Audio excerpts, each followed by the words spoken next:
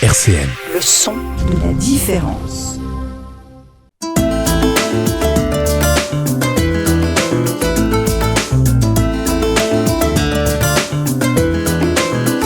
Les masques tombent sur RCN. Bonjour à toutes et à tous et bienvenue dans Les Masques tombent, l'émission où on parle de culture et de vie associative dans la métropole du Grand Nancy. Vous pouvez nous retrouver en vidéo sur YouTube et en podcast sur le site de la radio www.rcn-radio.org. Aujourd'hui, je reçois Cemetery Crew, un groupe de rap metal. Salut. Les masques tombent sur RCN. Bonjour. Salut. Vous allez bien ? Bonjour. Ah, ça va bien et toi ? Ça va. Est-ce que vous pouvez vous présenter un petit peu ? Eh ben écoute, nous on est le Cemetery Crew, donc un groupe de rap metal nancéen. Ça fait combien de temps qu'on fait de la musique ? Ça fait 3 la ans. musique en général. Ouais. Ça fait ça va dépendre. chacun une dizaine d'années qu'on fait de la musique et ça fait 3-4 ans que le crew, quoi. qu'on a formé notre petit crew quoi. Mhm. Donc peut-être qu'on va se présenter un par un. On va commencer Yellow. Moi, je m'appelle Yellow. Je suis rappeur et DJ aussi dans le crew. À ma gauche, il y a... Tu fais aussi des vidéos, tu fais aussi nos clips. Vidéos, dans notre tu fais le structure, montage. on a monté un studio indépendant pour pouvoir nous produire et tout. Et là-dedans, je suis là en tant qu'ingé son, monteur et preneur d'image. D'accord. Moi c'est enchanté, moi c'est DCX. Membre du Cemetery Crew aussi. Mhm. Et moi mon rôle, je suis rappeur, chanteur. Et sinon un peu de graphisme à côté, quoi, histoire de faire des petites covers pour le crew, tout ça. Moi c'est Polo et du coup je suis guitariste, ingé son et compositeur pour Cemetery Crew. Et moi c'est Gossim, donc je suis chanteur, rappeur et screamer dans le Cemetery Crew. Et puis niveau production, je suis aussi ingé son comme le Polo. D'accord. Et c'est quoi votre parcours dans la musique ? Est-ce que vous avez fait des études, des écoles de musique ? Alors ça dépend de chacun. C'est très hétéroclite. Polo et deux moi, teams, là, ouais. ouais, Polo et moi, on vient des écoles de musique et tout ça. On a fait par exemple la MAI à Nancy, donc la Musique Académie Internationale. Et puis petit, on a tous les deux appris par exemple la guitare, fait des instruments, été au conservatoire ou alors apprendre le solfège, tout ça en école de musique. Et en face, il y a la team autodidacte. Yellow DCX en mode freestyle comme toujours. Oula, On a un peu tombé dedans par accident. Cet homme ne me représente pas. Moi, je suis tombé dedans par accident suite à des écoutes dans ma période adolescente. Des écoutes de son, un peu la trap metal qui émergeait. Toutes les stars qui sont mortes à l'heure actuelle, qui sont morts avant Dans le rap, avant les 2 ans, là, les Lil Peep et tout XX, les Lil Peep, tout ça. Puis voilà, quoi, c'est un peu venu comme ça, sans demander à personne, et puis ça se fait, quoi. C'est vrai que ça t'a pris comme ça. Moi, pour le coup, au départ, je faisais de la guitare. Mhm. Voilà, ma mère, elle voulait que je fasse de la guitare. J'ai fait de la guitare classique, ça m'a vite fait chier. On est passé sur guitare électrique. Mon prof, il m'apprenait des choses, mais ça m'allait pas. Ensuite, je suis allé en autodidacte et avec mes années lycée, j'avais plus assez le temps pour travailler ça. J'ai rencontré Simon et puis voilà quoi, c'est là où j'ai commencé, un petit peu avant. J'ai commencé à rapper et ça allait plutôt bien. Ensuite, j'ai vu plusieurs autres dimensions avec Simon, toute la production. Et comment est-ce que vous vous êtes rencontrés du coup ? Ah, ça Très hétéroclite. Hein. Là, ça peut être une belle histoire, quand même. J'ai les histoires pour tout le monde, parce que je crois que j'ai rencontré chacun les uns après les autres, et au final, on a formé le groupe. Donc, le premier que j'ai dû rencontrer, c'est Yellow, que j'ai rencontré donc au lycée. C'était un soir de la fête de la musique, dans une chicha. Ça, je comprends pas pourquoi. On a cassé une chicha. Je vais expliquer maintenant, on a cassé une chicha, et puis depuis, il est toujours là. Ça a scellé notre amitié. Après, j'ai rencontré Paul, c'était à l'enterrement l'enterrement. Il y avait une cérémonie pour la mort du chanteur de Linkin Park, Chester Bennington, et puis tous les deux fans de Linkin Park, on s'est rencontrés là-haut avec justement un autre pote à nous qui nous a rejoint à la basse. Et puis Darnell, lui, ça a été lors d'une soirée où on travaillait qu'on sonorisait avec donc notre studio de production, le Cemetery Garden. On est tombé sur lui qui est venu faire un freestyle et puis ça nous a intéressé. On s'est jamais lâché depuis. C'est ça, ouais. Une histoire d'amour qui on restera dans a les trouvé un annales. frère qui a 2 ans, quoi. Ouais. D'accord. Et qu'est-ce qui vous plaît le plus dans la musique ? Tout casser. Les Moi, concerts. je parle en tant que moi, ouais. La Tout musique. casser, faire des concerts, essayer de vraiment briser tout ce qui se passe, quoi. S'exprimer, Mais Ouais. c'est plus- vraiment libérer plus ça, vraiment, la ouais, colère, la haine, la frustration. l'expression des sentiments. émotions, des sentiments et tout, L'énergie. les histoires que tu peux raconter, ouais, l'énergie que tu mets dans la musique. En fait, Je me- toutes les émotions sont transmissibles par la musique, quoi, un peu. Je sais pas si ça vous le fait à vous. Moi, j'ai l'impression d'être vraiment libre, tu vois, genre en mode, je me sens vraiment vivant, enfin, quand je suis sur scène et que Ah, ça ça se permet passe, de ça t'exprimer, permet c'est de vraiment s'exprimer d'expression, vraiment, ouais. quoi. Ouais. On a l'impression que les gens nous écoutent. On s'est tous mis d'accord sur le fait que c'était un peu un exutoire et en plus de ça, il y avait ce sentiment de liberté. D'accord, alors on va faire une petite pause pour écouter Casse-toi qui vient de votre premier EP, du coup, et puis on revient juste après. Les masques tombent sur RCN. On est toujours en compagnie des membres du groupe Cemetery Crew. Comment il s'est formé ce groupe ? Alors ça s'est formé, comment ça s'est formé? Donc c'était après l'explosion de plusieurs de nos groupes, on s'est retrouvés, donc il restait que Yellow et moi. Et on a commencé juste à enregistrer des morceaux pour enregistrer des morceaux, et c'est à la suite de la rencontre avec Darnell où il a enregistré des morceaux aussi. On a regardé tous ces morceaux qu'on avait mis de côté et tout, et on s'est dit allez, on va tous les regrouper, on va se lancer dans un projet en commun. Et c'est là que avec Catatonie, notre première mixtape, c'est là que le Cemetery Crew est vraiment né. Ouais. En gros, ça s'est passé en mode, les gars, on fait un groupe. Ouais. Et du coup, on a fait un groupe. C'est littéralement Et puis comme c'est ça tout. que tu l'as demandé. Hein. C'est exactement comme ça. Ouais. D'accord, et pourquoi ce choix du rap metal ? Alors, parce que là, sur votre droite, vous avez la team rappeur, et sur votre gauche, vous avez la team métal, on va dire. C'est vraiment... eux viennent du rap, vraiment Darnell vient du rap pour le coup. Yellow, lui, il a eu une éducation quand même rock, mais moi, je l'ai rencontré dans un groupe de rap, donc il a toujours fait beaucoup de Du rap rap. aussi. Alors qu'au contraire, pour Paul, donc lui, c'est plus un métalleux qui, ensuite, avec le temps, est allé découvrir tout ce qui était par la production rap, donc le beatmaking, tout ça, et qui allait faire du rap. Et moi, pour le coup, c'est plus métalleux, mais jamais fermé un style de musique. Donc le rap était le bienvenu aussi. Donc on a pris tout ce qu'on avait en commun tous ensemble, et Et c'est on ça l'a qui est beau, formé, quoi. ouais. C'est ça qui fait la force du crew, force quoi, du crew. justement. Il y a aussi une envie de faire quelque chose en fait qui est pas qui ressemble à rien, genre qui a déjà été fait. Par exemple, on a déjà trouvé alors tous ces genres rap metal, trap metal, souvent on a soit un rappeur qui vient très bien sur on va dire le beat, mais c'est deux trois accords de gratte qu'il y a dessus et pas plus.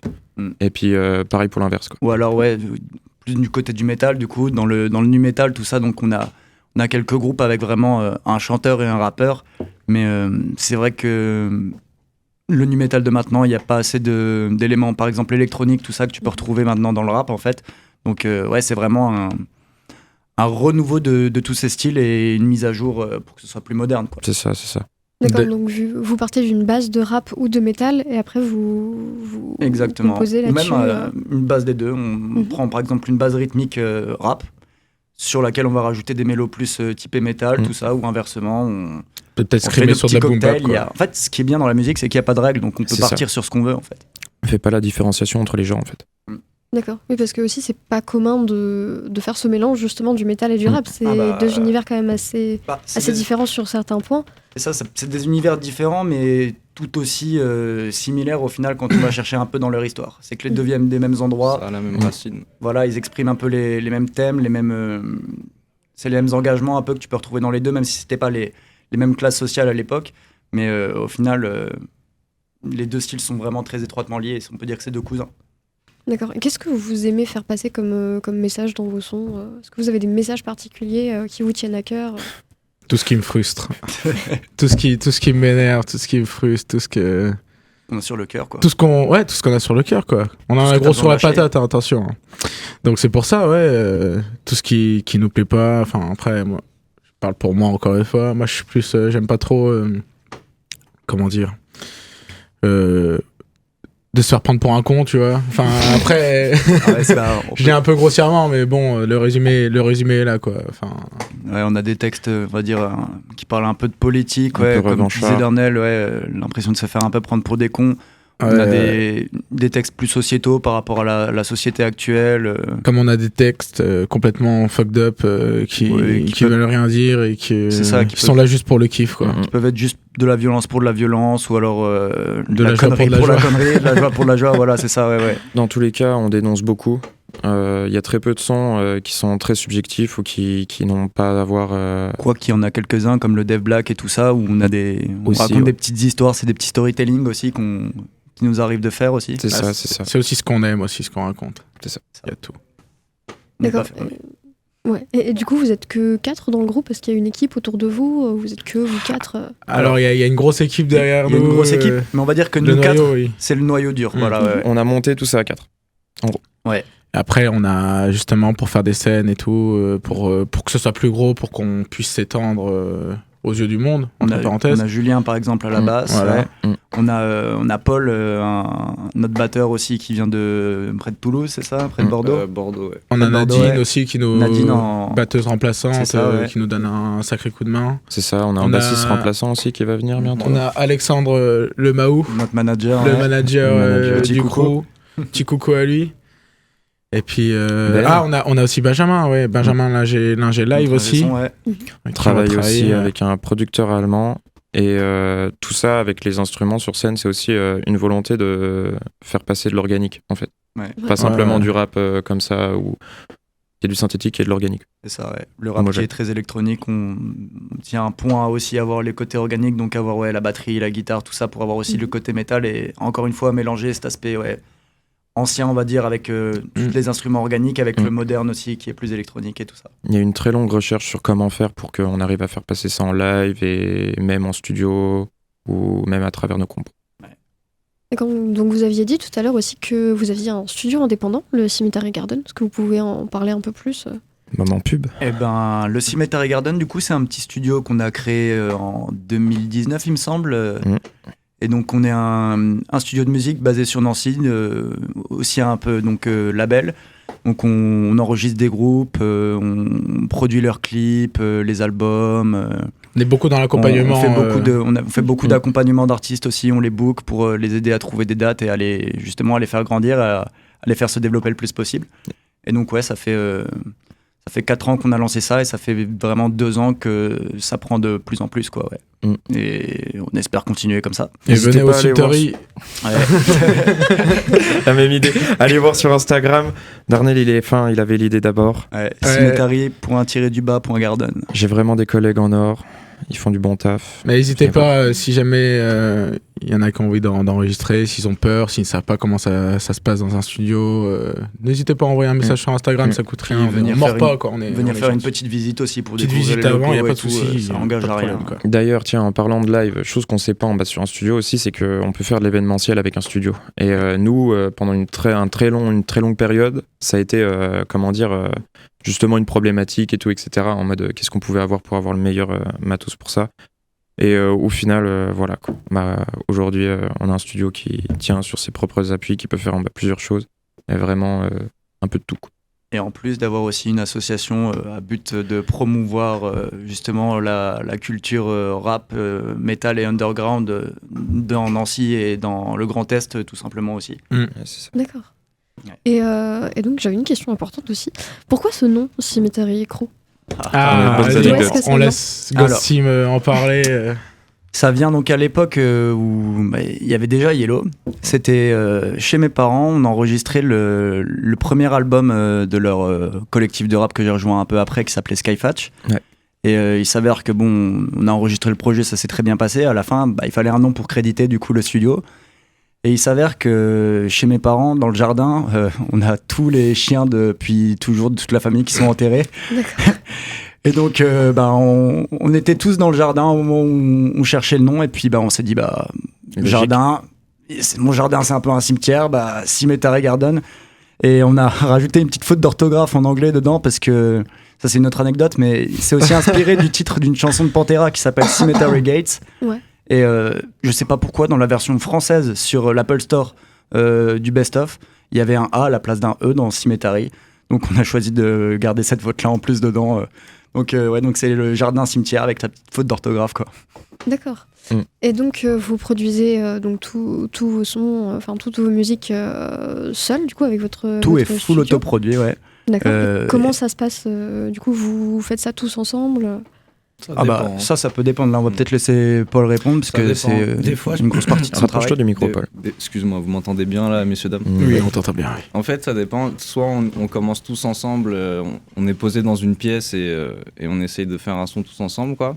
Mhm. Soit c'est moi, je fais des maquettes de mon côté, je leur fais des propositions et après on voit sur quoi on part et sur quoi on avance, quoi. D'accord. Et c'est là donc et toutes les idées viennent un peu de tout le monde. Toutes les idées viennent de tout le monde et surtout des maquettes, en fait. Ouais, On commence ouais. vraiment à partir sur un travail brut de base sur lequel on va voir qu'est-ce qu'on va garder, qu'est-ce qu'on va faire, comment on va tourner autour de ça ou de ça. Et c'est ce travail de groupe qu'on fait tous les quatre ou parfois juste avec un peu de recul quand il y en a un ou un autre qui vient de retravailler dessus qui fait que on arrive justement à nos compositions qu'on a aujourd'hui, quoi. Ouais. Il y a aussi plusieurs façons de faire qu'on a, pour la simple et bonne raison que, par exemple, là, on a fait un album. On est en train. Ouais. On est en train de le finir, là. Il est Tease dans pas trop. ouais, le mix. Enfin bref. Et comment dire, on a enregistré de manière totalement différente au niveau de la composition aussi, en bas des instrumentales, ça a été totalement différent. Ça parce qu'on s'est dit, ouais, on veut ça. On avait un espèce de cahier des charges. On est parti, faire ça et c'était vraiment une expérience parce qu'on n'avait jamais produit comme ça tous ensemble, mais vraiment tous regroupés Ouais. et avoir Ouais, une chaque cohésion, partie. quoi. Ouais, c'est ça. Mais en long, et c'était hyper homogène et ça n'a rien à voir avec nos projets, par exemple, personnels. Je sais que j'enregistre de manière différente. Et donc, ça dépend des projets, quoi. D'accord. Alors on va parler de vos sons plus en détail. Mais juste avant, on va écouter Fais-toi à l'idée, qui vient d'un de vos EP qui est sorti cette année. Excellent. Exactement. Alors là, un peu plus punk en plus.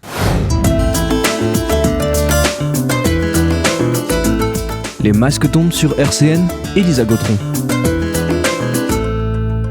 On est toujours en compagnie des membres du Cemetery Garden. Vous avez déjà fait plusieurs EP du coup?